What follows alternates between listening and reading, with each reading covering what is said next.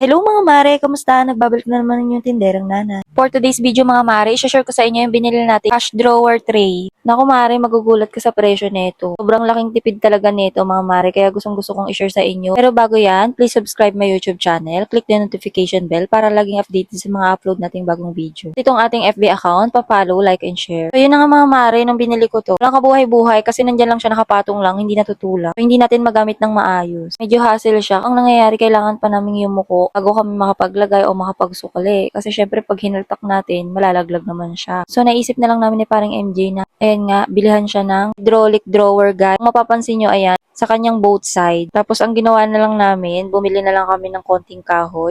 Napaka-convenient na mare kasi hindi na kami yuyuko. Makakapagsukli na kami ng maayos and naka-organize din yung mga pera dito. Kung mapapansin nyo sa right side, meron akong isang cash drawer dyan.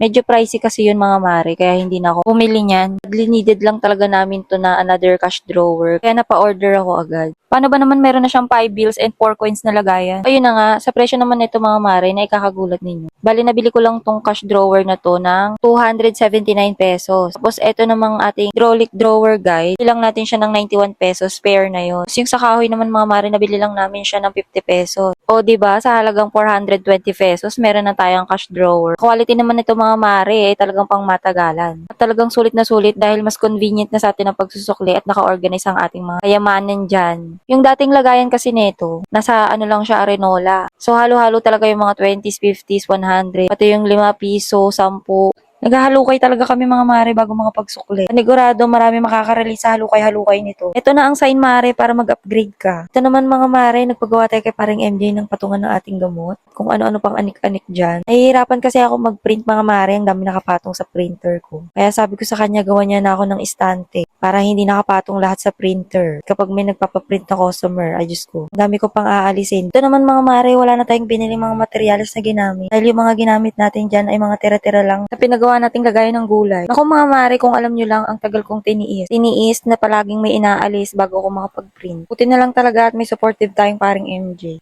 Talagang sinusunod niya lahat ng mga hilingin ko. Dahil kung hindi, hihiwalay ang pula sa dikolor. Char lang. So, ayun na nga mga mare. Tapos rin ang aking pinakahihinta. Tayo'y mag-display muna. O, diba? Ang kulit ko dyan mga mare. Hindi ko alam kung saan ko ipopwesto. Papatong ko lang yung lagay ng gamot, nag-iinarte pa. Sinong relate mga mare? Hindi pa natatapos yung pag-iinarte ko dyan mga mare. May pasukot-sukat pa ako niyan. Inisilip-silip ko pa talaga kung okay na.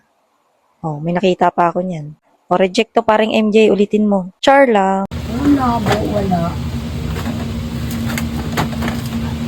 O wala pang labas. Binuran niya. 4, 20, 49, 6, 40.